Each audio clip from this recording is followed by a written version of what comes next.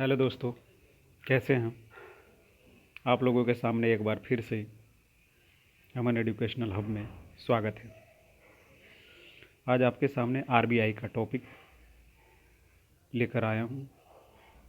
जो आरबीआई से महत्वपूर्ण क्वेश्चन जितने भी एग्ज़ाम में पूछे जाते हैं, सभी प्रश्नों को एकत्रित कर आप लोगों के सामने रखा हूँ। जो SSC GD, Bihar police, Bihar SSC, Bihar दरोगा के लिए अति महत्वपूर्ण है। ए टू जेड क्वेश्चन में रखा हूँ यहाँ पे। देखिए, यदि वीडियो अच्छा लगे तो लाइक और शेयर जरूर करें। आरबीआई, भारतीय reserve bank of India. RBI का फुल फॉर्म क्या हुआ? भारतीय रिजर्व बैंक ऑफ इंडिया। भारतीय रिजर्व बैंक इंडिया। प्रथम भारतीय गवर्नर कौन थे आरबीआई के? तो आपका हो जाएगा कौन? सीडी देशमुख। अब बता है आरबीआई के प्रथम गवर्नर, एगो होता है प्रथम भारतीय गवर्नर, तब हो जाएगा सीडी देशमुख। और आरबीआई के प्रथम गवर्नर पूछेगा तो आपको हो जाएगा ओसबॉर्न स्मिथ। Osborne Smith. और आरबीआई के द्वितीय गवर्नर तो जेम्स डब्ल्यू टेलर। पूछा जाएगा आपको आरबीआई का तीसरा गवर्नर कौन था? तो सीडी देशमुख। आरबीआई से रिलेटेड देखा जाए तो आरबीआई आज़ादी के समय आरबीआई के गवर्नर कौन थे? ऐसा भी क्वेश्चन पूछता है अक्सर वनडे एग्जाम में।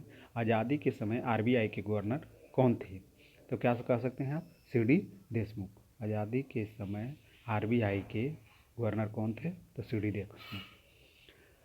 आरबीआई के राष्ट्रीयकरण के समय आरबीआई के गवर्नर कौन था भाई? तो इस समय भी सीडी देशमुख हुआ करते थे।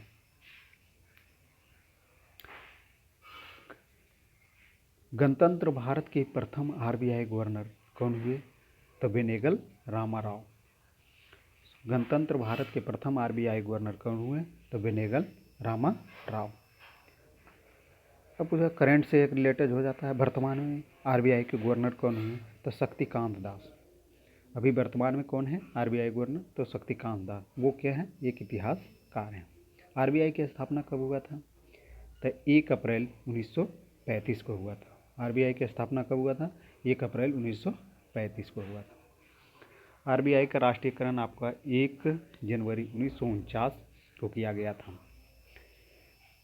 टोटल आरबीआई में सदस्यों की संख्या कितनी होती है? तो टोटल सदस्यों की संख्या 21 है। उसमें से आपको 1 गवर्नर होते हैं, 4 डिप्टी गवर्नर होते हैं, 4 क्षेत्रीय बोर्ड के निदेशक के द्वारा चुने जाते हैं और 10 जो है भारत सरकार द्वारा नियुक्त किए हुए होते हैं और 2 होता है वित्त मंत्रालय के द्वारा नियुक्त किया जाता है। तो टोटल मिला के कितना हो जाते हैं आपको? टोटल सदस्यों की संख्या कितनी होती है आरबीआई में? तो 21 होता है। इसमें से 1 आपको गवर्नर हो गया, 1 गवर्नर, 4 डिप्टी गवर्नर, 4 क्षेत्रीय बोर्ड के द्वारा चुने जाते हैं, 10 भारत सरकार के द्वारा चुने जाते हैं और 2 जो है वित्त मंत्रालय के द्वारा चुने जाते हैं। इनमें से सबसे नोट पॉइंट क्या होता है? देखिए, क्षेत्रीय बोर्ड, ये जो है ना 4 क्षेत्रीय बोर्ड के निदेशक जो होते हैं, इनका कार्यकाल जो होता है सिर्फ 4 साल का होता है। आरबीआई के आपसे क्वेश्चन ऐसे पूछेगा, आरबीआई के क्षेत्रीय बोर्ड के निदेशक का कार्यकाल कितने सालों का होता है? तो आपका उत्तर क्या होगा? 4 साल का होता है। अब बाद बाकी कोई भी पूछे, गवर्नर हो, डिप्टी गवर्नर हो, आरबीआई के भारत सरकार द्वारा नियुक्त गवर्नर हो, वित्त मंत्रालय के गवर्नर हो, उनका कार्यकाल कितने दिन का होता है? तो 5 साल का बता सकते हैं। सिर्फ क्षेत्रीय बोर्ड के निर्देशक का कार्यकाल जो है वो 4 साल का होता है। ये बात ध्यान में रखने वाली बात है। अब आरबीआई की स्थापना कब हुआ था ये तो मैं बता दिया हूँ। किस आधार पर हुआ था या किस कमीशन के आधार पर हुआ था ये आपको जानने की ज़रूरत है। तो आरबीआई की स्थापना जो है 1 अप्रैल 1935 में हिल्टन यंग कमीशन के आधार पर हुआ था। कब हुआ था? 1 अप्रैल 1935 को हिल्टन यंग कमीशन के आधार पर किया गया था। आरबीआई का मुख्यालय कहाँ है? तो आरबीआई का मुख्यालय आपका कहाँ है? मुंबई में। कहाँ है? मुंबई में। आरबीआई का स्टाफ कॉलेज कहाँ स्थित है? जब आरबीआई में कोई मान लीजिए पेपर वगैरह दे करके जो वहाँ ट्रेनिंग के लिए जाते हैं तो उनका कॉलेज कहाँ है? तो चेन्नई में। आरबीआई स्टाफ कॉलेज कहाँ है? चेन्नई में। इसकी स्थापना कब हुआ था? 3 जुलाई 1963 को हुआ था। आरबीआई को किसे केंद्रीय बैंक भी कहा जाता है? आरबीआई को केंद्रीय बैंक भी कहा जाता है। यह एक नियामक संस्था है। यह एक क्या है? नियामक संस्था है। स्थापना जिसकी सिफारिश के आधार पर की गई थी, मैंने आरबीआई की स्थापना किसकी सिफारिश के आधार पर की गई थी?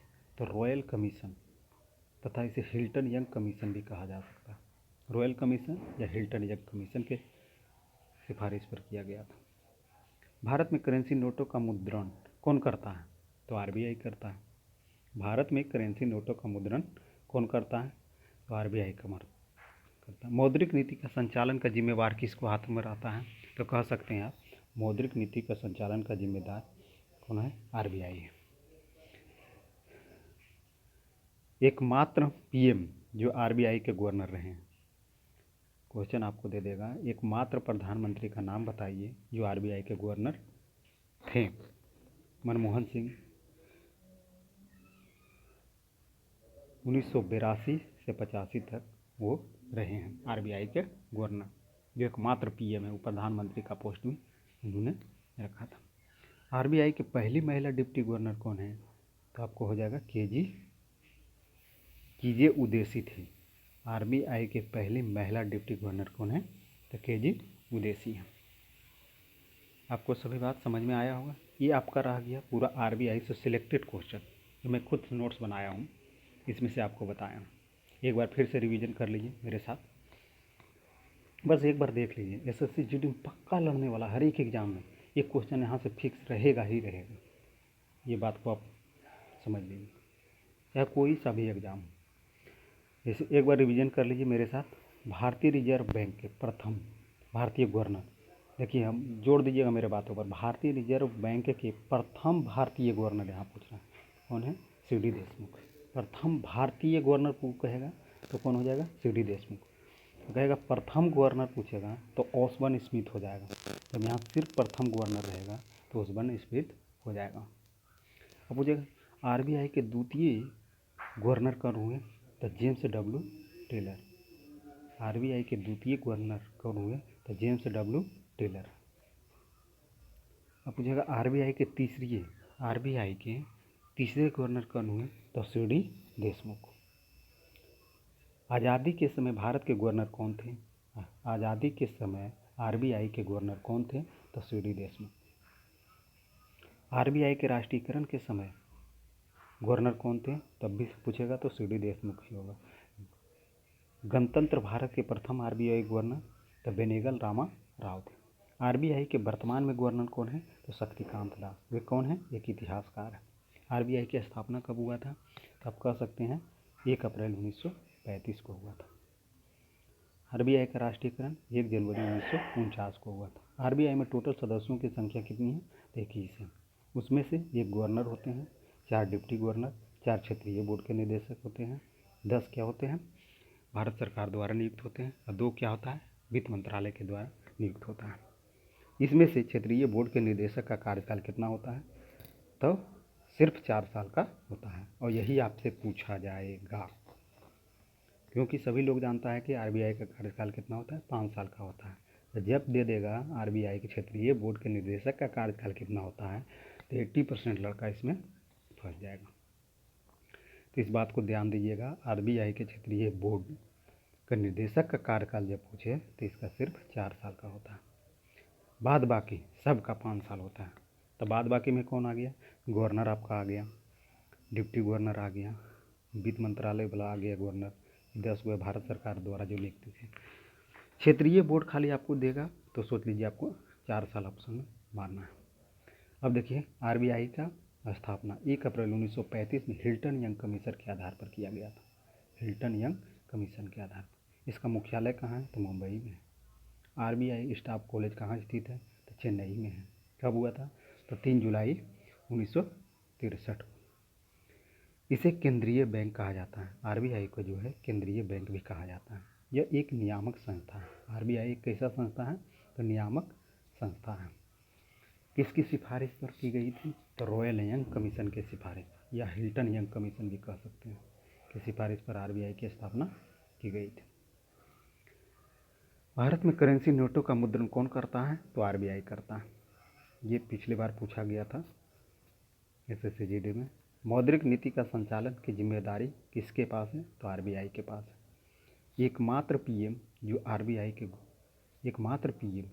के गवर्नर थे वो मनमोहन सिंह थे। कब से कब तक था?